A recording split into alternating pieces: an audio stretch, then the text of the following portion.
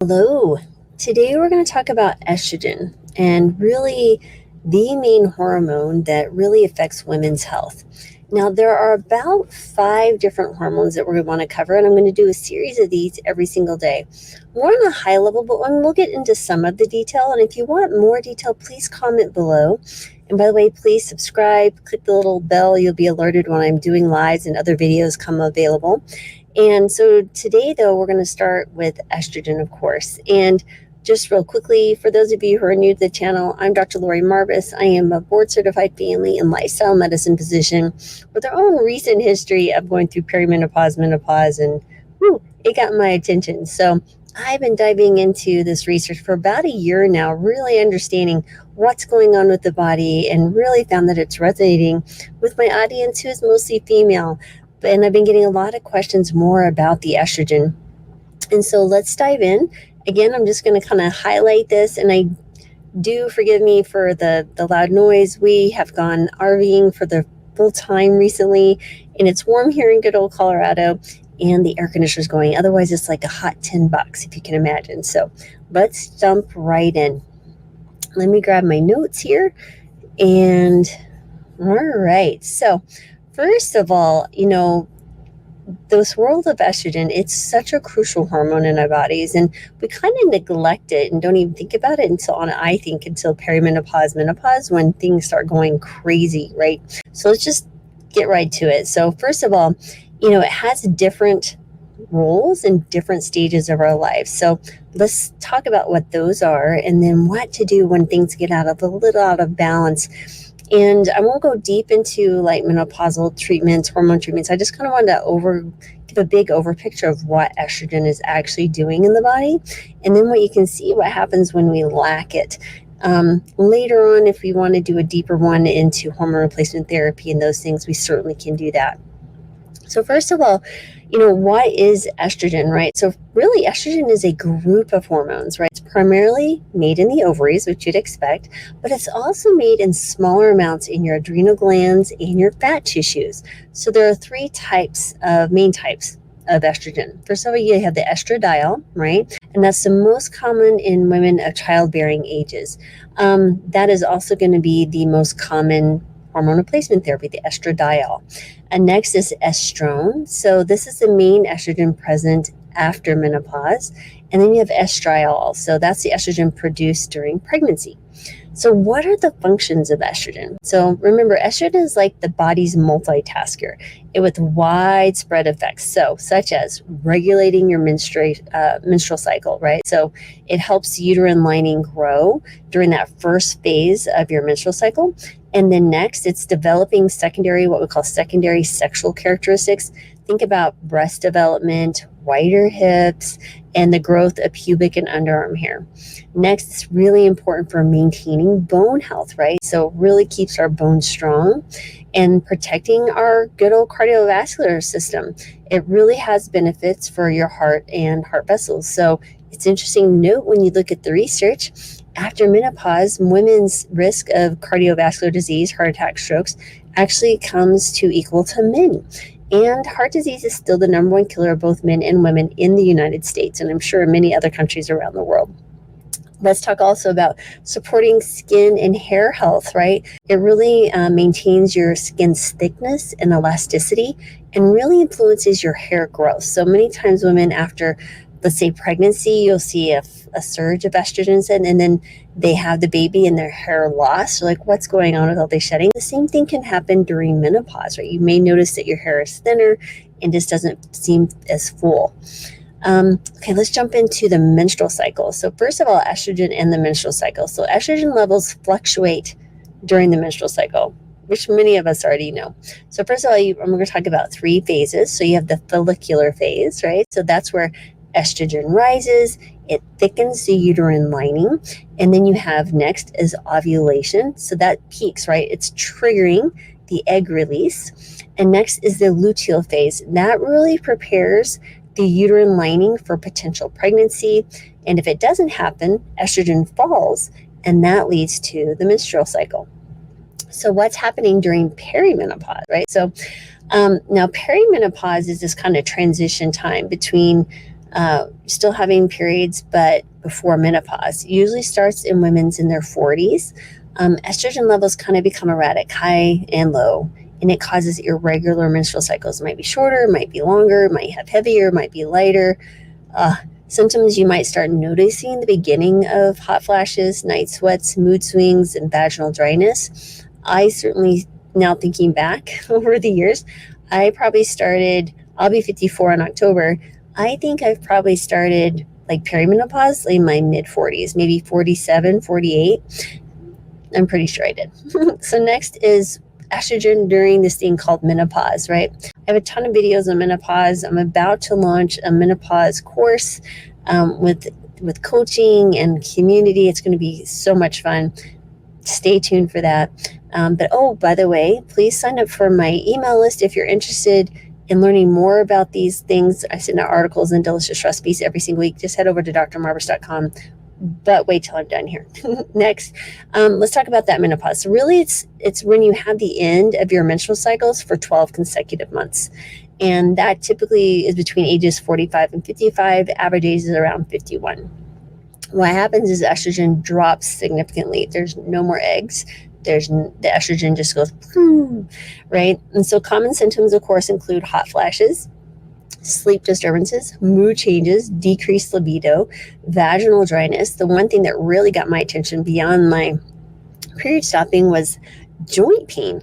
Last fall, I had ran a PR with my daughter. I did bought the Boston Half Marathon, and right after that, I had just the worst stiffness and body aches. Period stop, hot flashes got much worse, and I thought I turned 100 overnight. I went from feeling amazing to like I should be put away in a nursing home. And as I started diving into it, doing blood work and stuff, my cholesterol was out of whack, my thyroid was out of whack. Crazy stuff was going on. And so I chose to embrace HRT. And again, I can share more of that later, but just know you are not alone when you think you are crazy. For example, another crazy symptom, just on the side note, is like burning mouth syndrome. Have a patient that actually has this. It's crazy. Anyway, moving on. Those are just some of the more common symptoms and not so common. But what's happening after what we described as postmenopause, right? So really, postmenopause is just after those 12 months. It's a arbitrary term, like, okay, after you've hit 12 months, you're now in postmenopause. Well, you still have low levels, but they seem to kind of be less fluctuating and less of an issue, but you do have that increased risk of osteoporosis and cardiovascular diseases. Vaginal dryness will tend to get worse. Thinning of vaginal walls, known as atrophic vaginitis, can occur. And something really important to note is that even women who are past the window, quote unquote, of starting hormone replacement therapy or menopausal hormone therapy, you may very well do okay with a vaginal estrogen. Even some women who have a history of breast cancer or such are at risk might even benefit. You certainly would want to speak to your oncologist or your doctor about that, but it acts locally with less of a systemic effect. So it can really provide a ton of relief from vaginal dryness, which can also be showing up as increased bladder infections, right? So if you're getting older and you've noticed just more and more bladder infections as a woman, this may be very, very helpful for you. I mean, it's been a game changer for so many of my women over the years.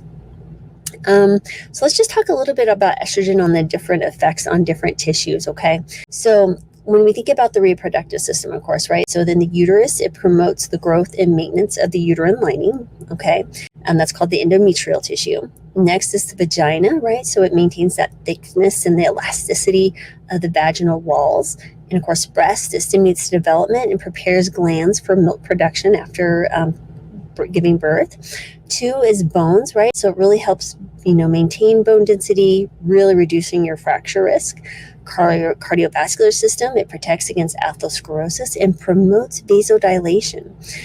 Skin and hair, which we kind of talked about, it maintains thickness, elasticity, preventing wrinkles. Hair influences growth, can prevent hair loss. The brain, sometimes we call it menopause brain. I call it less fluffy brain. So basically you kind of get this cognitive function, right? So it really supports cognitive functions and may protect against memory loss. mood regulations, fluctuations between mood and our emotional well-being, metabolism. You'll see a wide variance of changes in weight, right around this menopausal time. And basically it influences fat storage. It goes from storing more, around your hips and thighs to more around the middle. So if you hear some sounds over here, it's Daisy having a dream. I'm trying to wake her up. That's my dog. So she snuggled right up against me, and I think she's chasing her squirrel. Next is, let's talk about a little bit about a question I get often regarding, it's called estrogen dominance, right? So really, what is that? It's basically when you look at estrogen and it's disproportionately high compared to your other sex hormones, in particular progesterone, okay? That can lead to a few different symptoms and health concerns. So really what it is, it's an excess production of estrogen or an insufficient production of progesterone. Or you can also get exposure to external sources of estrogen, such as environmental chemicals called xenoestrogens. So some of the causes are, of course, diet and lifestyle. So if you have a high intake of really ultra processed foods, sugar, lack of exercise can lead to hormonal imbalances. Environmental toxins, chemicals like BPA and phthalates can mimic estrogen. That can lead to that overload. Hormonal treatments, of course, if you're taking HRT unnecessarily or if you're taking contraceptives, can lead to this. Stress, chronic stress can also reduce progesterone levels, amplifying estrogen's effects.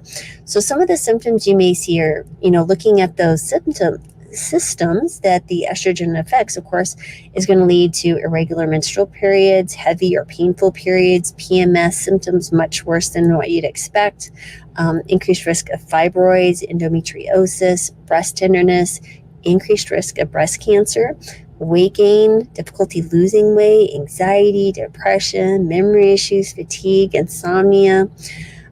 So you're also at an increased risk of autoimmune disease, which is interesting. And then cardiovascular health, when you think about it, while estrogen protects the heart, its dominance can affect blood clotting and vascular function. So what are some of the things you can do for this? Well, I want to stress the more lifestyle pieces here is really just one of my favorites is eating a whole food plant-based diet, of course. These really support your liver health. Things like cruciferous vegetables are going to be very, very helpful. You want to reduce your exposure in the environment, so avoid plastics, non-organic foods if you can, and personal care products that maybe contain those estrogen mimicking chemicals. You really want to maintain a healthy weight.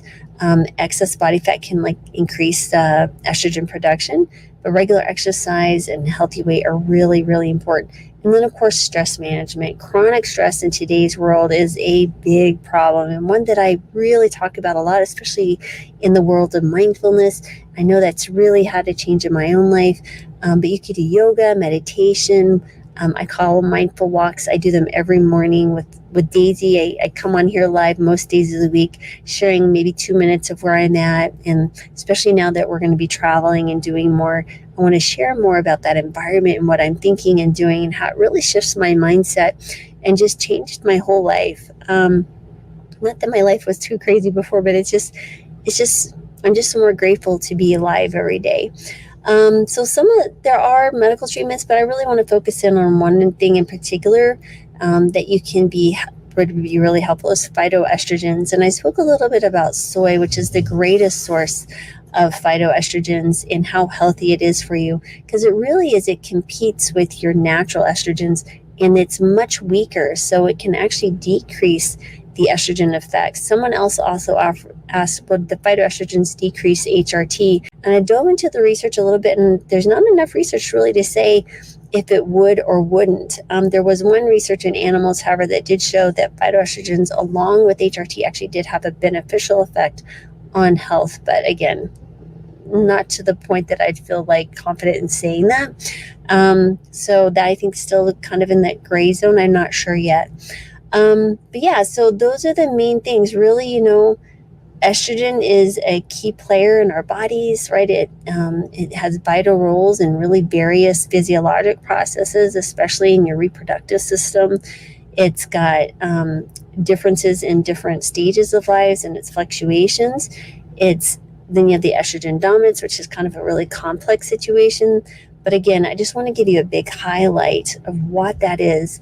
And then tomorrow I'll talk about progesterone. The progesterone is a little bit different hormone. Is kind of a supporting role. And we'll talk about FSH, LH, and testosterone.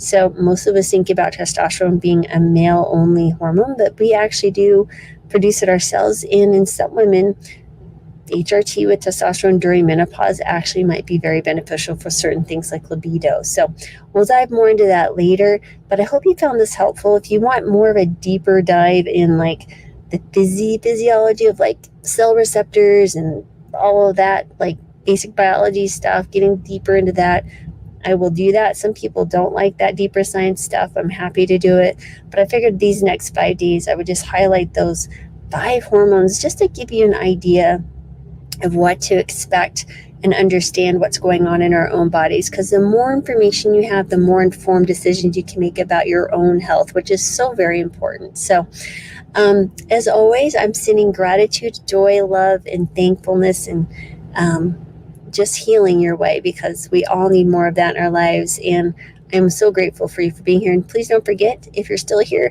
to click the subscribe button, share this with someone who you think might be helpful, comment below. I love reading your comments. I try to answer as many as I can.